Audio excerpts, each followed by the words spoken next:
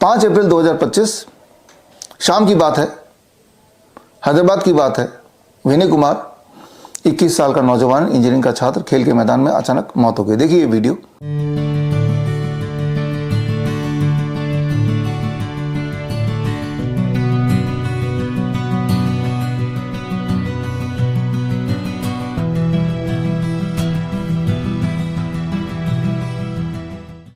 अगला वीडियो देखिए, उसी समय का है, महाराष्ट्र का है, धाराशिव जिले का है।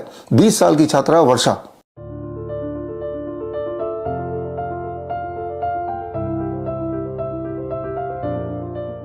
स्टेज पे भाषण देते हुए गिरी, मौत हो गई। क्यों हो रही होगी इतनी सारी मौत? अगर आप डॉक्टर से पूछेंगे तो उनका जवाब क्या होगा? नमूने के लिए देखिए जनाब क्या बोल रहे हैं। 24 घंटे में 3 वीडियो। एक बच्चा क्रिकेट खेल रहा है, हार्ट अटैक हो जाता है। एक बस ड्राइवर बस चलाते हुए हार्ट अटैक हो जाता है। और एक बच्ची स्पीच दे रही है तो स्पीच देते हुए वहीं स्टेज पे गिर जाती है। क्या कारण है इतने हार्ट अटैक का यंग जनरेशन में? कोई कोविड बताता है, कोई माइक्रोप्लास्टिक बताता है, कोई जंक फूड बताता है, कोई फास्ट फूड बताता है, कोई एनर्जी ड्रिंक बताता है, कोई अल्कोहल बताता है, कोई इनएडिक्वेट स्लीप बताता है, कोई ज्यादा एक्सरसाइज बताता है। इन जनाब को या किसी भी डॉक्टर को पता नहीं चल रहा असली वजह क्या है। वो बस ध्यान इधर उधर भटका रहे हैं। लेकिन असलियत अगर आपको जानना है, हालांकि आपको पता ही होगा, असलियत इस किताब के अंदर दर्ज है। ये किताब मैंने 5 अप्रैल को रिलीज किया जयपुर में, वैक्सीनेटेड टू डेथ। इसमें पूरे दुनिया के 2021 से लेकर अभी तक के रिसर्च पेपर हैं, करीब 3,500 से अधिक।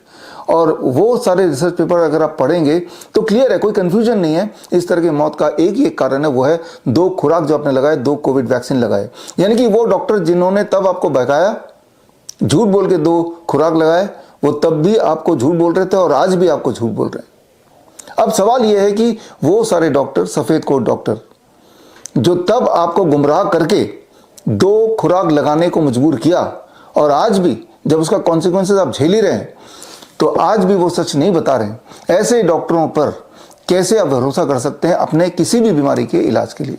हम किसी भी बीमारी की अगर बात करें तो पिछले 4 सालों में एक और चीज हुआ। सिर्फ लोग मरे ही नहीं, एकाएक मौत ही नहीं हुई, इसके अलावा भी बहुत कुछ हुआ।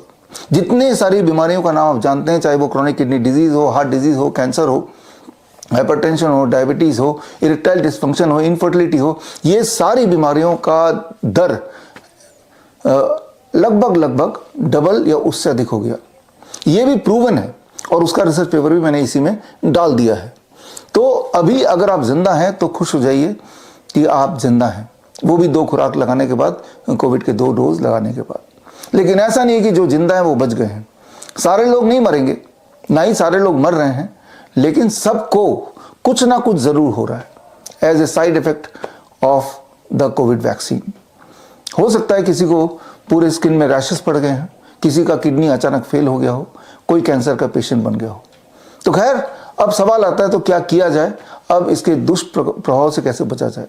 पहले तो ये इंपॉर्टेंट बात आपको समझना होगा कि वो डॉक्टर जिन्होंने गुमराह तब किया, आज भी गुमराह कर रहे हैं, उन पे आप भरोसा नहीं कर सकते।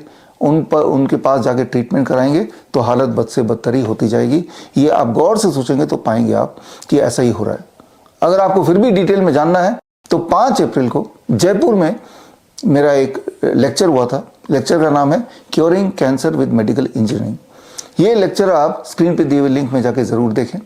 अगर आप डॉक्टर बीआरसी क्लिनिक या फिर डॉक्टर बीआरसी हॉस्पिटल खोलना चाहते हैं, या फिर अपने एग्जिस्टिंग क्लिनिक या हॉस्पिटल को अपग्रेड करना चाहते हैं विद डॉक्टर बीआरसी प्रोटोकॉल, तो स्क्रीन पे दिए हुए लिंक में जाके फॉर्म भरें।